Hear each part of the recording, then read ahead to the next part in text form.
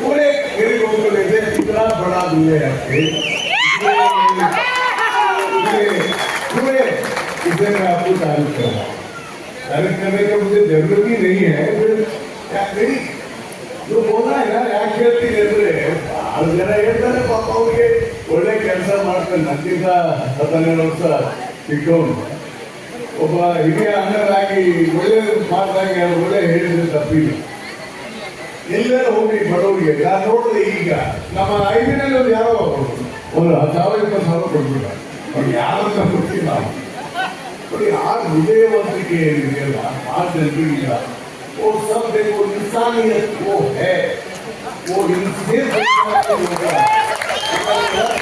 मानवीयते इसलिए मैं आपको बहुत ये कहता हूँ, बहुत बहुत आपको मेरी तरफ से शुक्रिया है। उसका संस्थೆ ಮಾಡಿದ್ರು ನ್ಯಾಚುರಲ್ಸ್ ಮಾಡಿದ್ರು ಫಸ್ಟ್ ಅವನಿಗೇನು ಈ ರಾಜಕೀಯಕ್ಕೆ ಬಂದು ಹಣ ಕಳಿಸ್ಬೇಕಾಗಿಲ್ಲ. ಮಾಡ್ತಾರೆ ಮಾಡಕ್ಕೆ ಏನು ಹೋಗಿದೆ. ರಾಜಕಾರಣದಲ್ಲಿ ಏನಾಗಿದೆ ಅಂದರೆ ಒಳ್ಳೆಯವರು ಕೆಟ್ಟದ್ದು ಮಾತಾಡ್ತಾರೆ, ಎಲ್ಲರೂ ಮಾತಾಡ್ತಾರೆ. ಈ ರಾಜಕೀಯ ವ್ಯವಸ್ಥೆ ಹಾಳಾಗಿದೆ. ಇದೆ ಮ್ಯಾನ್ ಆಫ್ ಪಾಲಿಟಿಕ್ಸ್. ಹೀಗಾಗಿ ಅವ್ರು ಎಷ್ಟೇ ಶ್ರೀಮಂತರಿದ್ರು ಬಡವರ ಬಗ್ಗೆ ತಿಳ್ಕೊಂಡು ಕೆಲಸ ಮಾಡ್ತಾ ಇದ್ದಾರಲ್ಲ, ಅದಕ್ಕೆ ನಾನು ಅವ್ರಿಗೆ ಧನ್ಯವಾದ.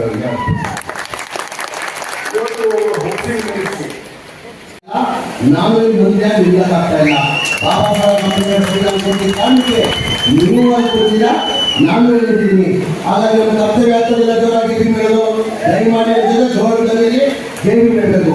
ಜೈ ಭೀಮ್, ಜೈ ಭೀಮ್, ಜೈ ಜೈ ಜೈ ಭೀಮ್. ನಮಗೆ ಸುಭಾಷಣ ಕೋರಕ್ ಬಯಸಲಿ.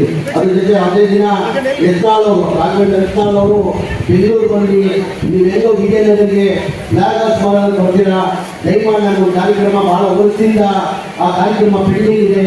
ಈ ಮಾಧ್ಯಮದವ್ರಿಗೆ ಮತ್ತೆ ಪೌರ ಕಾರ್ಮಿಕರಿಗೆ ಹಕ್ಕುಪತ್ರ ಕೊಡೋ ಕಾರ್ಯಕ್ರಮನ ಹಮ್ಮಿಕೊಂಡಿದ್ದೀನಿ ಅಂತ ಮಾನ್ಯ ರಾಘವೇಂದ್ರ ಯತ್ನಾಳ್ ಅವರು ನನ್ನ ಬೆಂಗಳೂರಲ್ಲಿ ಬಂದು ಕೇಳಿಕೊಂಡ್ರು. ಆಯ್ತಪ್ಪ ನಾನು ಬರ್ತೀನಿ ಅಂತ ಹೇಳ್ಬಿಟ್ಟು ನಾನು ಇವತ್ತು ಮುಂದೆ ಬಂದಿದ್ದೀನಿ. ನನ್ನ ಅನಿಸಿಕೆ ಬಹಳ ವರ್ಷದಿಂದ ಕಲಿಸಿತ್ತು. ಇವತ್ತು 10 ವರ್ಷದಿಂದ ಕಲಿಸಿರೋದು. ಇವತ್ತು ಆ ಕನಸು ಮಾಧ್ಯಮ ಸ್ನೇಹಿತರಿಗೆ ಮತ್ತೆ ಪೌರ ಕಾರ್ಮಿಕರಿಗೆ ಆ ಕನಸನ್ನ ಇವತ್ತು ನಿರ್ವಹಿಸಿಕೊಂಡಿದ್ದಾರೆ. ರಾಜಕೀಯ ಇವತ್ತು ಒಂದು ಕೂಡ ಸಾಧ್ಯ ಆಗಿಲ್ಲ. ನನ್ನೊಂದು ಬಂದಾದ್ಮೇಲೆ ಈಗ ಅತಂತ್ರ ಇಲ್ಲ.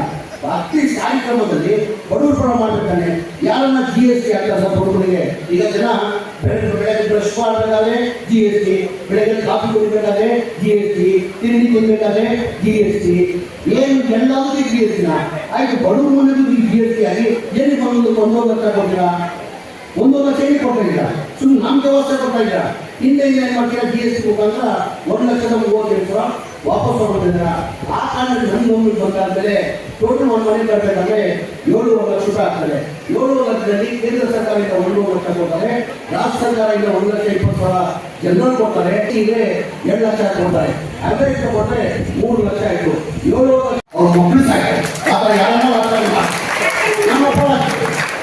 ನಮ್ಮ ಮುಸ್ಲಿಮಾಗಿ ಎಲ್ಲ ತಗೊಂಡು ಊರನ್ನ ತಗೊಂಡ್ರೆ ಆಯ್ಕೆ ಹೇಳುತ್ತೆ ನಮ್ಮದು, ಆಯ್ನಿಂದಲೇ ನಮ್ಮದು.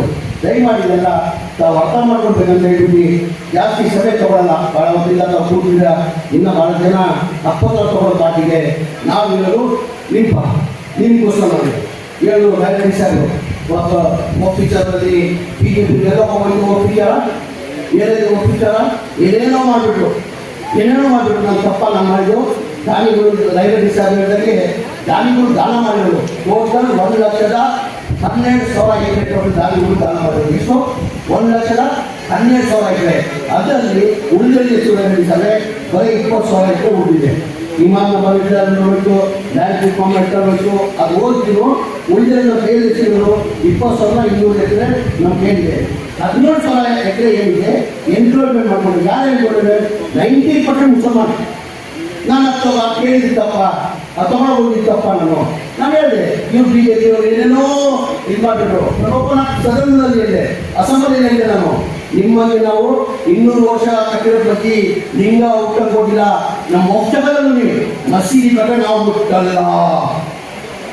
ಪಾಪ ನಾನು ಸದನದಲ್ಲಿ ಹೇಳಿದೆ. ನಾವು ಮಾತಾಡ್ಕೊಂಡಿರೋದು ನಾವೆಲ್ಲ ಅಂದಾಜು ನಾನು ಭಾರತ ದೇಶದಲ್ಲಿ ಹೋಗಿದ್ದೀನಿ. ನಾನು ಎಲ್ಲ ಅಮೆರಿಕ ಲಂಡನ್ ಯಾವ ದೇಶ ಹೋಗಿಲ್ಲ ಅಂತಲ್ಲ.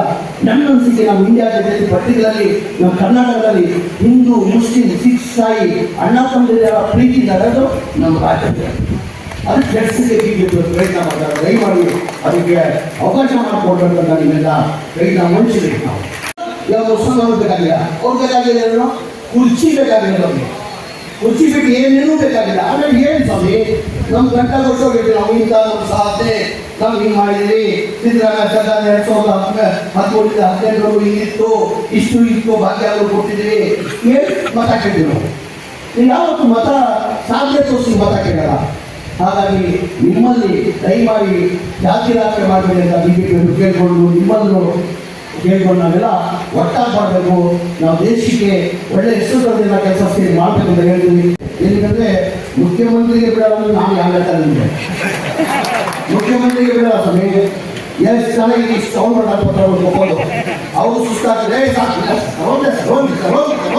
ಬರ್ತಾನೆ ಇರ್ತಾರೆ. ಅವ್ರಿಗೆ ಬಿಟ್ಟಿಲ್ಲ ಅಂದರೆ ನಾನು ಯಾವ ಲೆಕ್ಕ ಅವ್ನು ಹೇಳಿದ ಅದಕ್ಕಿಂತ ಹೆಚ್ಚಾಗಿ ಅವನ ಮೇಲೆ ಇಟ್ಕೊಂಡ ಪ್ರೀತಿ ಸಿದ್ದರಾಮಯ್ಯ ಮೇಲೆ ಎಷ್ಟು ಪ್ರೀತಿ ಕೊಡಿದ್ರೆ ಅಷ್ಟೇ ಪ್ರೀತಿ ನನ್ನ ಮೇಲೆ ಇಟ್ಕೊಂಡೆ. ಅವನು ಭಾಳ ಚಿಕ್ಕೋಯ್ತು ನನಗೆ. ನನ್ನ ಅನಿಸಿಕೆ 35-36 ವರ್ಷ ಆಯ್ತು. ನಾನು ನೋಡೋಕ್ಕೆ ಹೆಂಗೆ ಕಾಣ್ತೀನಿ, ಅವ್ನಿಗಿಂತ ಹೆಂಗೆ ಕಾಣ್ತೀನಿ. 60 ವರ್ಷ ಕಾಣ್ತೀನಿ, ನಾನು ಸಿದ್ಧಿ ಇಲ್ಲ 60 ವರ್ಷ ಕಾಣ್ತೀನಿ. ಅಂದ್ರೂ ನನ್ನ ಸಂಬಂಧದಿಂದ ಹೆಚ್ಚೋನು ಕ್ಷೇತ್ರದ ಬಗ್ಗೆ ಕಾಳಜಿಗೆ ನಾನು ನೋಡಿಲ್ಲ. ಎಲ್ಲ ಇಲಾಖೆಗಳಲ್ಲಿ ವಿಧಾನಸೌಧದಲ್ಲಿ ಒಬ್ಬ ಮಂತ್ರಿಗೆ ಕಾಣ್ತಾರೆ 36 ಹೋಗಿ ಬರೋ 40 ನಾನು 65 ಅಂದರೆ 11 ನೋಡ್ತೀನಿ. ಆ 3 ಬಾರಿ ಚೆನ್ನಾಗಿ ಗೆಲ್ಲಿಸ್ಬೇಕಾದ್ರೆ ಸುಮ್ ಗೆಲ್ಸಲ್ಲ. ಜನ ಗೆಲ್ಸಿದ್ರೆ ಐರಡ್ಡಿ ಸಾಹೇಬ್ ನನ್ನ ಮನಸ್ಸಿಗೆ 7 ಬಾರಿ 8 ಬಾರಿ ಆಗಿದ್ದಾರೆ. ಅವ್ರು ಯಾವ ನಮಗೆ ಸೋತಿ ಜನ ಸೋಲಿಸಿದವ್ರನ್ನ ಅವ್ರು ಎಷ್ಟು ಇದು ಅನುಭವಿಸಿದ್ದಾರೆ ತೊಂದರೆ ಅಂತೂ ಏನೋ ತಮಗೆಲ್ಲ ಗೊತ್ತಿರೋದಿಲ್ಲ. ಇಲ್ಲವಾದರೆ पूरे गरीब को लेके चलने के लिए ನೀವು ಅಷ್ಟು ನಮಗೆ ನಾನು ಇವತ್ತು ಹೇಳ್ತೀನಿ. ನಾನು ಇರೋದೇ ಗರೀಬ. ನಾನು ಅಲ್ಲ ಮೇಲೆ ಹೇಳ್ತಿಲ್ಲ. ನನ್ನ ಮಕ್ಕಳು ಹೆಣ್ಮಕ್ಳು ಮೊಮ್ಮಗಳಿಗೆ ನಾನು ಹೆಚ್ಚಿನಾಗಿ ಪ್ರಾಣಿಸ್ತಾರೆ. ಅವ್ರ ಮೇಲೆ ಆಣೆ ಹೇಳ್ತಾರೆ ಸರ್. ನಾನು ಜಾಸ್ತಿ ಮಾಡೋದು ನಿರ್ಮ ಮಾಡ್ತೀನಿ. ಜಾಸ್ತಿ ಮಾಡೋದು ಯೋಚನೆ ಮಾಡೋದು ನಾನು ಹೇಳೋದು ನೀವೇನು ನನ್ನ ಮೇಲೆ ನಿರೀಕ್ಷೆ ಇಟ್ಕೊಂಡಿದ್ದೆ ಸರ್. ನಿಮ್ಗೆ ನಿರೀಕ್ಷೆ ತಕ್ಕಂಗೆ ಯಾವತ್ತೂ ನನ್ನಿಂದ ನಾವು ತಲೆ ತಿರುಗೋದು ತಲೆ ಬರ್ತಿದ್ದೆ. ನಿರಂತರ ಸುದ್ದಿ ಹಾಗೂ ಮಾಹಿತಿಗಾಗಿ ನಮ್ಮ ಚಾನಲ್ ಲೈಕ್ ಮಾಡಿ ಮತ್ತು ಸಬ್ಸ್ಕ್ರೈಬ್ ಮಾಡಿ.